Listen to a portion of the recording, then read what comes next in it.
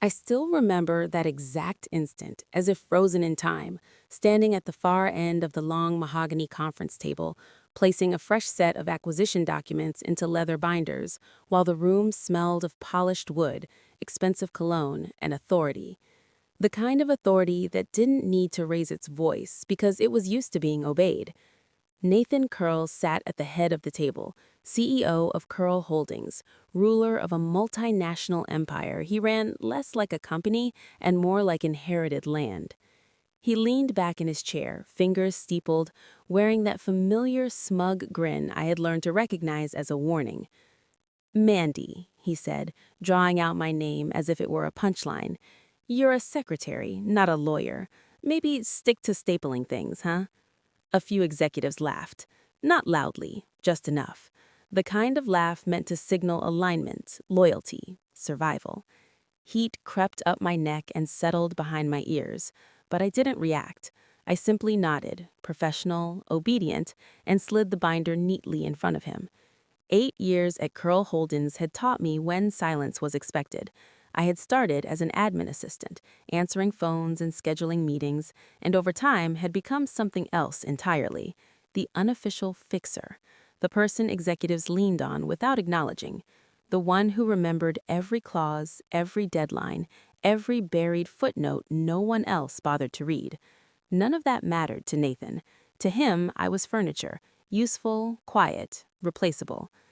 The meeting itself was about Pearl's largest acquisition yet, a European logistics firm valued at $90 million.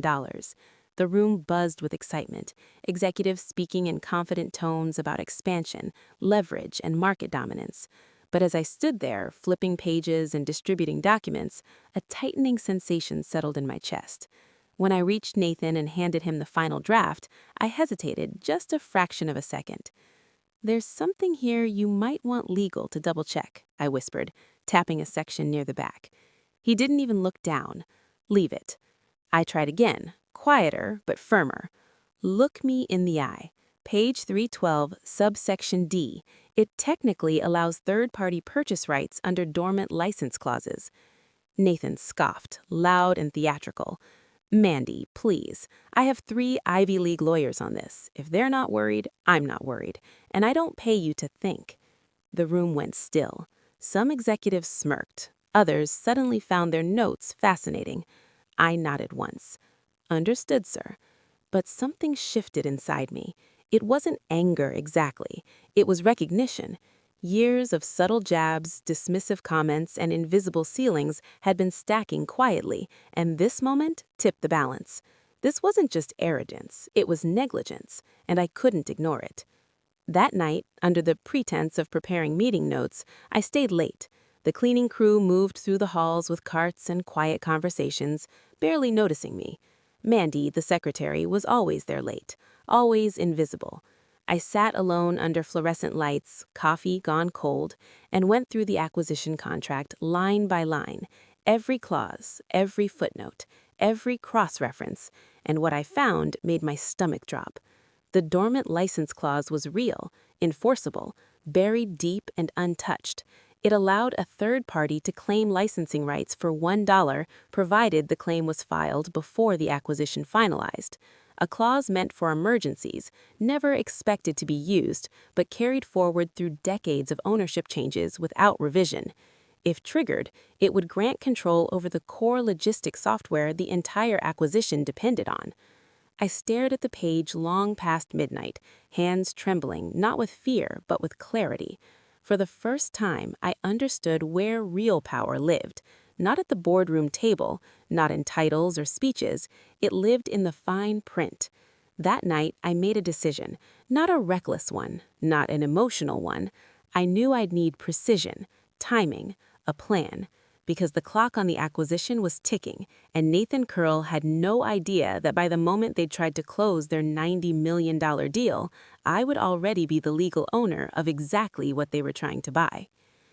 The next morning, the office hummed as usual. Coffee machines hissed, keyboards clacked, conversations floated like background noise. I sat at my desk outside the executive suite, reviewing emails, looking exactly as I always did. Quiet, efficient, unremarkable. Under my blazer, folded neatly in my bag, sat a signed check for $1 and a printed claim form. I'd called in a favor from an old college friend in corporate compliance who confirmed what I already knew.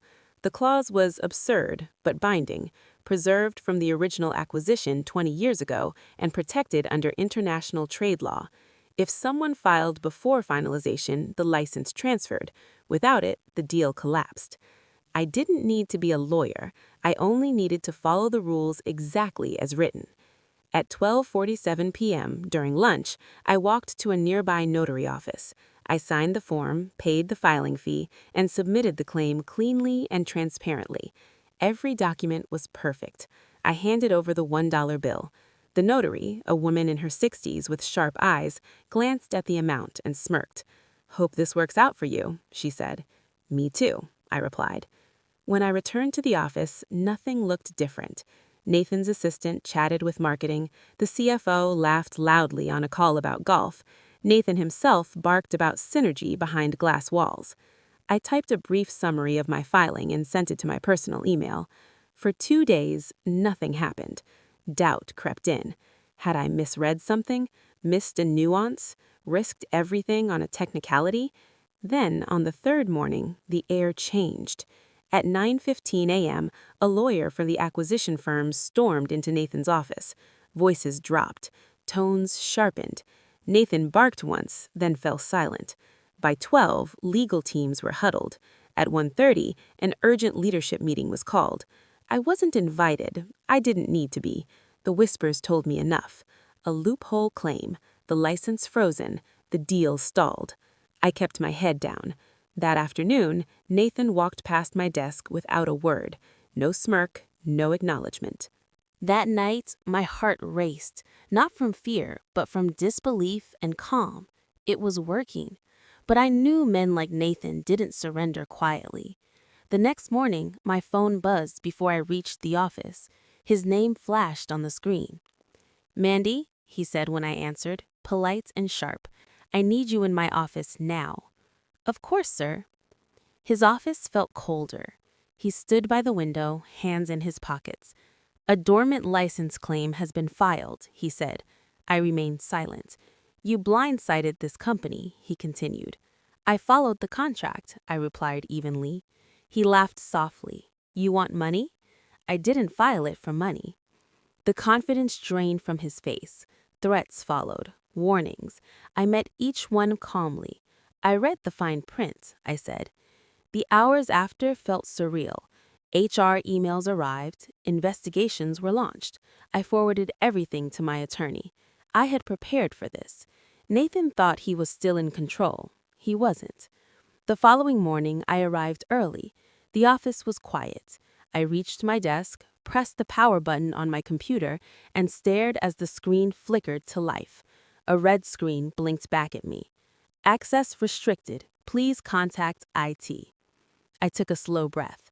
At 8:13 a.m., I was called into HR. 2 people waited. One, the head of HR, the other, a corporate counsel I had never seen. "We've temporarily suspended your system access," the HR director began, hands folded neatly on the table, "pending investigation into concerns raised by the executive office." I nodded calmly. "Concerns relating to a lawful, documented license claim that I filed personally outside of company resources," I said. A flicker of discomfort crossed her face. "We're simply following protocol." I leaned back. "So am I." I handed over a letter signed by my attorney, formally stating that any retaliatory action against me, including restricting access or assigning blame without evidence, would be met with legal response. The counsel's lips pressed into a thin line. "Is that a threat, Ms. Harris?" he asked. I met his gaze evenly. "No, it's a fact." Silence stretched. Finally, HR nodded stiffly. "We'll review this with our department." I left the office without system access, but with something far better, a paper trail. By noon, whispers had grown louder. Fragments floated in the hallways. HR is on her now. She's finished. Crazy move. I walked past them all, face neutral, knowing exactly how this game worked. Nathan was trying to push me out before the board or shareholders discovered the truth. If I walked away now, it would confirm every accusation. Unauthorized conduct, insubordination, breach of trust. But I wasn't walking away. At 2 p.m., I met my attorney in a small cafe 2 blocks from the office. Sharp, methodical, no theatrics, the kind of lawyer you want facing a corporate machine. He slid a folder across the table. We're filing a preemptive injunction. If they move against you, they'll have to explain everything in court, public record. I glanced over the documents. Nathan won't risk that, I said quietly. He smiled slightly. That's the point. The next day, the office atmosphere shifted. Tension didn't dissolve, it thickened. But this time, it wasn't directed at me. It was Nathan. Word had started leaking. People asked questions. How did a secretary file a binding claim? Why hadn't legal caught it? Why was HR scrambling? The CFO avoided eye contact. 2 VPs whispered in the hallway as I passed. Then, late that afternoon, something I hadn't expected. A call from the chairman of the board. "Mandy, this is Richard Clark. I believe we need a conversation." I sat across from him in a glass-walled conference room on the top floor. Unlike Nathan, Richard didn't posture. He listened. For 20 minutes, I laid it all out. The ignored warning, the loophole, Nathan's dismissal, the filing, the retaliation. I presented everything with calm, factual professionalism, documents laid out, evidence clear. When I finished, Richard sat back, hands steepled. "You've put us in a difficult position," he said finally. I met his eyes. "No, sir, Nathan did that. I followed the law. The company's leadership ignored it." He exhaled slowly, nodding. "You're not wrong." A pause stretched. "We've given you a lot to consider. I'd appreciate it if you didn't speak to the press in the meantime." I gave a small, polite smile. "I'm not looking for headlines, Mr. Clark. I'm looking for accountability." He nodded slowly. "Understood." As I stood, he said quietly, "We'll be in touch." By the time I left that night, the office felt like a cracked facade, still standing, but ready to collapse. Nathan thought this was a game of intimidation, but he forgot one thing. You can't intimidate someone who has nothing left to lose and everything left to prove. By Monday morning, the office no longer felt the same. Nothing obvious, no announcements, no dramatic firings, but the shift was in the air, in clipped conversations, nervous glances. Nathan wasn't holding court. His glass office door, normally wide open, was closed, blinds drawn, and Richard Clark, the chairman, was on site. Meetings shuffled, calendar invites changed, executives called upstairs for private discussions. HR kept their heads down. Legal moved in and out like silent messengers. I watched it all from my desk, careful, quiet. By noon, rumors swirled. Emergency board review, compliance breach, Cural's future in question. I didn't feed them. I didn't need to. This time, I wasn't part of the whisper network. I was at the center of it. At 2:25 p.m., I got the call. "Boardroom, now," Richard's assistant. I stood, smoothed my blazer, walked the long corridor toward the executive suite. The glass walls reflected my calm, composed image, exactly as I wanted to be seen. Every board member was seated. Nathan sat at the far end, face tight, jaw clenched, arms crossed. Richard gestured for me to sit across, one chair apart from Nathan. The room fell silent. Then Richard spoke. "We've reviewed the documents Miss Harris provided, along with statements from legal, HR, and compliance, and consulted outside counsel." A few heads nodded. "This acquisition has been jeopardized by a critical oversight. That is undeniable." The question now is how we handle both the business implications and the internal leadership issues that led us here. A murmur rippled through the room. Richard turned to me. "Miss Harris, you filed a legal claim as a private individual using your own resources. Is that correct?" "Yes, sir." "Were company resources used?" "No, sir." "Did you act on proprietary information not available in public records?" I shook my head. The clause I acted on was part of the original acquisition agreement, a public document accessible through corporate filings. Richard nodded. Thank you. He turned to Nathan. And you, Mr. Curley, were made aware of this potential issue prior to the claim being filed. Nathan's jaw tightened. Yes or no? Yes, he muttered, nostrils flaring. Did you investigate the concern? He hesitated. I dismissed it. Silence fell. Richard leaned back, folding his hands. Noted. The next hour was a controlled dismantling. Nathan's mishandling of the deal, his refusal to escalate concerns, his attempt to retaliate through HR, and the formal complaint I submitted through counsel were all reviewed. Every move he made to discredit me became evidence against him. He tried excuses, half-truths, shifting blame, even claiming I acted out of spite, but the board wasn't buying it, and I didn't need to say much. The fact spoke louder than any defense. Finally, Richard delivered the verdict. Effective immediately, Nathan Curl is placed on administrative leave pending further review. The board will appoint interim leadership until a final decision regarding his position is made. Nathan opened his mouth, but Richard's raised hand silenced him. You may collect your personal belongings under supervision. Your access is revoked as of now. Nathan's face turned a deep shade of crimson. He shot me a look not of anger but disbelief. I met his eyes with steady calm. For once, he had no words. When the board adjourned, Richard pulled me aside. You handled yourself with professionalism and restraint, he said quietly. I respect that. Thank you, sir. He gave a small nod. We'll need your help navigating the fallout. Handover's lawyers are already asking questions. I nodded. I meant it. This wasn't about revenge anymore. It was about doing what Nathan never understood, protecting the company by doing the right thing. The official announcement came 2 days later. Nathan Curl stepped down as CEO, citing personal reasons. No press release, no farewell statement, just a quiet internal memo that landed in everyone's inbox before 9 a.m., though no one believed it. The office buzzed with whispered versions of the story. The board had pushed him out, the acquisition nearly collapsed, and somehow the secretary had been at the center of it all. I stayed silent. What mattered was the deal.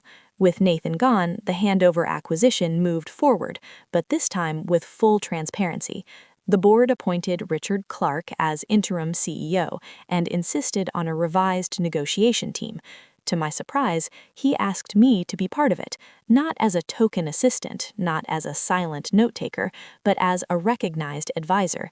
You've proven you understand what's at stake, Richard said during our first strategy session, and you know better than most how to read between the lines. I accepted, but with conditions. I wouldn't be a figurehead. I wanted authority on compliance checks and contractual oversight, autonomy to speak freely without bureaucratic obstruction. Richard agreed without hesitation.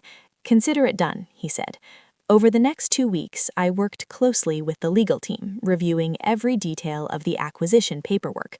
Handover's attorneys were cautious but cooperative, especially after learning what had almost derailed the deal.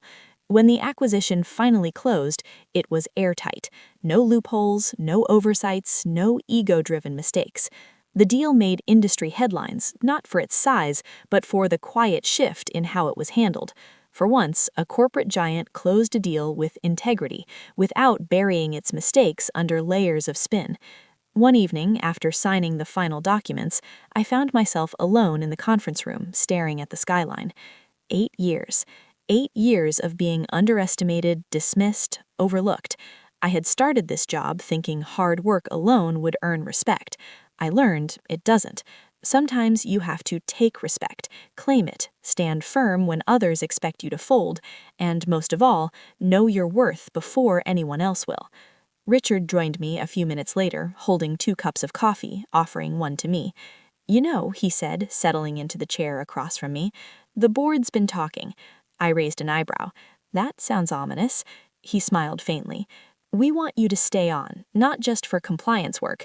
We're creating a new role, Director of Risk and Contract Strategy, reporting directly to the executive board. I blinked. That's a real position? He chuckled. It is now. I exhaled slowly. Why me? His smile faded into something sincere. Because you didn't just protect this company from a financial disaster, you protected it from itself, without seeking credit, revenge, or personal gain. I studied him for a moment. Thank you, I said quietly. He nodded. You earned it. The next morning, I moved into my new office, a modest space, no corner windows, no grand title on the door. I didn't care. This wasn't about a nameplate. It was about having a voice and ensuring no one else in this company would ever have to fight alone just to be heard.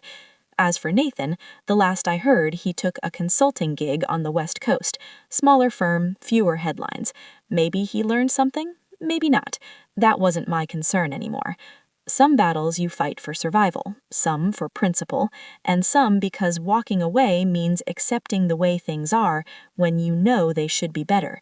I didn't set out to win a war, I just refused to lose quietly, and in the end, that made all the difference.